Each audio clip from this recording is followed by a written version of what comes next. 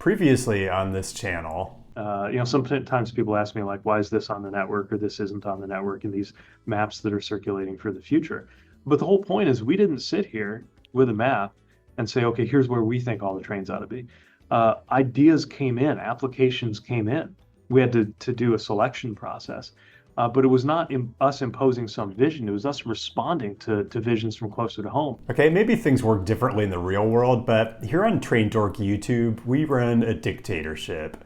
We make maps based on only the most rock-solid technical analysis, and we certainly don't entertain arguments for high-speed rail in, like, the Pacific Northwest.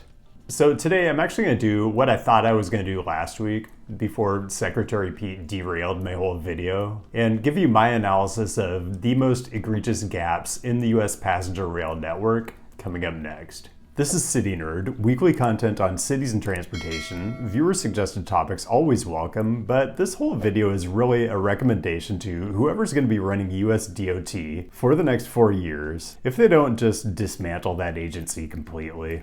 Because the reality is, we have some absolutely ridiculous city pairs in this country that aren't connected by any passenger rail at all. And to be clear, a lot of US cities are connected by subpar, low-frequency service, but that's not really what I'm talking about today. I'm talking about no service whatsoever. And for today's exercise, I'm using a pure gravity model, which I've explained in previous videos about high-speed rail. A gravity model estimates the overall attraction between two places based on 1. How much mass, I suppose, each place has, and in this case, substitute population for mass, and 2. How much distance there is between them, kind of the way you might think about planets. It makes intuitive sense, and there are lots of ways you can complicate it, but this is YouTube, and I want to keep it as simple as possible, so I'm just using the most basic version of the formula.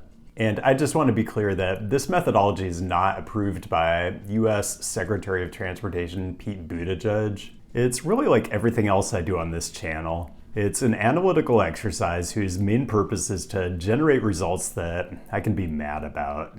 And just to set a baseline, here's the gravity between the New York metro area and the Philadelphia metro area, which I would guess is the strongest pair in the US. And of course, we do have passenger rail connecting our very strongest city pairs, which are almost all in the Northeast Corridor. But this video is about strong pairs where there's just no connection at all, and there's a lot to get to, so let's get into it. I've got 8 different regions I want to talk about, so this is going beyond just city pairs, or even necessarily single corridors. And the first place we're going is Arizona, and I mentioned this last week in my conversation with Secretary Pete, but there is a lot of energy in that state around the Phoenix-Tucson corridor that was funded in the Corridor ID program, and appropriately so. For today's list, I'm covering city pairs that generate a gravity score of at least 400 million, and Phoenix-Tucson is one of those pairs. So I've been to both cities this year to do events, and unfortunately, I didn't have nearly enough time in Tucson for an actual city visit video. But let me tell you, weather in the low 80s on November 1st is big when you're coming from the northern part of the country. And I quickly remembered why Tucson was on my short list of potential relocation spots when I ultimately settled on Albuquerque. Purportedly the best Mexican food in the US, and I wasn't about to argue with it.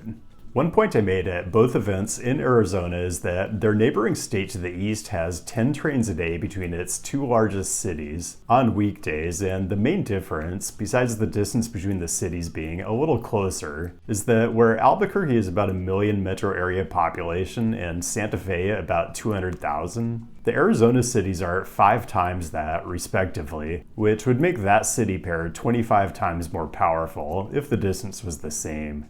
Anyway, the fact that that link doesn't exist is insane, and I'm going to mention LA to Phoenix here too, which actually has a slightly higher gravity than Phoenix-Tucson, but it's a long enough distance where air travel would have a substantial time advantage, so that one really needs to be high speed. Let's go to our next badly underserved region. The city pair in question is Denver to Colorado Springs, which grades out slightly better than Phoenix to Tucson because even though they are smaller cities respectively, the fact that they're only about 70 miles apart makes a huge difference in the gravitational pull. Keep in mind, there's even more demand if you account for all the possible city pairs in the Front Range corridor, but I only analyzed metro areas over 500,000 for this. Denver to Boulder would fare extremely well in this analysis, but that's almost more like a regional service than an intercity. Anyway, all this is in the Corridor ID program, and I do hope someone, somewhere is downloading this whole site because I suspect after January 20th, this link is going to give you a big ol' 404 error. Also, if you want to learn more about what's happening in Colorado, the Front Range Passenger Rail District has a great website with tons of resources, and as always, I've got lots of links down the description. Speaking of intercity routes that feel a bit more like regional routes, our next stop is North Carolina, where I made a pair of videos earlier this year that I think are criminally underviewed. But if you watch them, I took the Piedmont out of Greensboro at the end of the first video and arrived in Durham at the beginning of the second video. And the Piedmont is a great service operated jointly by Amtrak and the North Carolina DOT. So why does North Carolina show up on this list? Well, it's the gravity between Winston-Salem and Greensboro, which are separate metro areas with centers about 30 miles apart. But Winston-Salem is not connected to the Piedmont service. I had to take a Greyhound bus to Greensboro to catch the train, and you might just shrug and say, what's wrong with a bus? Well, as someone who travels a lot between Portland and Seattle and has taken Bolt Bus a couple times, I will tell you that they are cramped, so it's not a fun or productive ride, and it gets stuck in the same traffic as all the single occupant vehicles on I-5. So I almost always take the Cascades, which is also a joint operation between Amtrak and the state DOTs. Anyway, US DOT is in favor and selected Winston-Salem to Raleigh for federal funding for service development. Our next stop is Florida, and there's a lot going on in Florida. The Brightline Orlando extension is probably the most interesting passenger rail service that's gone into operation in the last couple decades at least, and there are ambitions to extend that to Tampa. But Amtrak Orlando to Tampa service does already exist. Although, fair warning, it's only one train a day. You can take it for $9, but I prefer a $200 private room for my hour 49 trip. Don't judge. Anyway, the existence of that single train keeps Tampa Orlando off this list, so we're gonna get more granular. Tampa to Sarasota. I'm not saying extend the Brightline all the way down the Gulf Coast, although maybe? Really though, can you imagine a frequent service train connecting downtown Tampa, downtown Bradenton, downtown Sarasota, whatever city-like thing is in this part, and downtown Fort Myers? All I want to be able to do is go on a trip in March, car-free, and take the train between Grapefruit League games in all these metro areas. It doesn't seem like that much to ask, but my plea seems to have fallen on deaf ears at US DOT. It's nowhere to be found in the Corridor ID grants. Next stop, and I promise I am going to get to the northeast part of this country later, but this one's kind of comical. It's LA to Bakersfield, the only segment of the proposed California high-speed rail corridor that isn't currently served by conventional rail. Just imagine, if you live in Bakersfield, you can take a train about 110 miles north to Fresno, a metro area of 1 million, but you cannot take a train about 110 miles south to LA, a metro area of 13 million. California High-Speed Rail Phase 1 did get funding out of the bipartisan infrastructure law, but when the initial operating segment opens, you will also be able to take that between Bakersfield and Fresno, but not Bakersfield and LA, even though that city pair has like 10 times the gravity. Just insane stuff. Okay, still to come, the 3 regions in the US where the lack of passenger rail connections is the most embarrassing. Connect on all the usual websites to stay current with all the latest goings on. I am mostly on BlueSky and Instagram right now. And I believe Patreon is still the place to go for tickets to my January 31st event in New York with the War on Cars. And I do hope to see a lot of you out there. Okay, we absolutely must talk about the state of Ohio, and let's get overly theoretical for just a minute.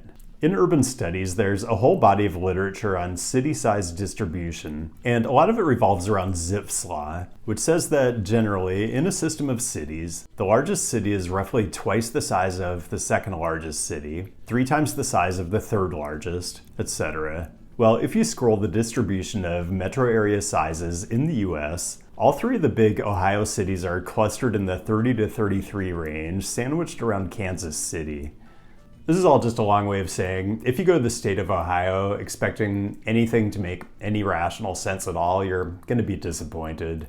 The whole Cleveland, Columbus, Cincinnati corridor should honestly be high speed, but even at conventional rail speeds, it's just a series of overlapping city pairs that each have huge ridership potential, just on their own, let alone cumulative effects.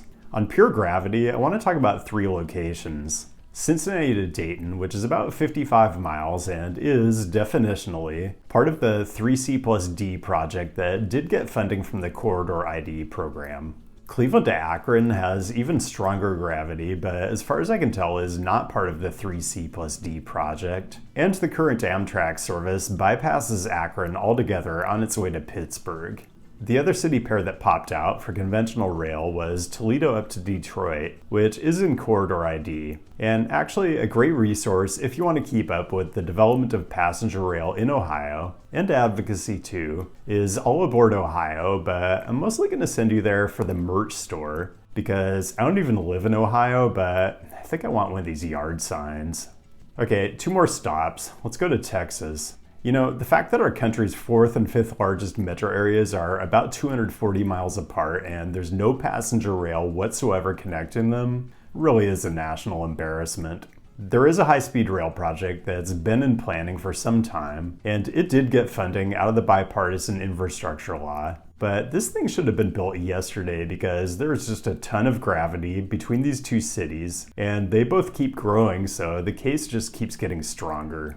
If we zoom out a bit and look at the Texas Triangle broadly, there is service between San Antonio and Dallas once a day on the Texas Eagle, and between San Antonio and Houston 3 times a week on the Sunset Limited. So those aren't technically gaps on the system because trains do exist, but it's pretty dire. The other connection that simply doesn't exist is Houston to Austin, which has a ton of gravity, and technically you could hop on a train in Houston if it happens to be operating on the day you're interested in, disembark in San Antonio, hang out at the Amtrak station for like a day or whatever, and then take the Texas Eagle up to Austin. But this is just insanity and it needs to stop. And the final region I want to mention is, I don't want to call it the Northeast Corridor, but it is Northeast Corridor adjacent.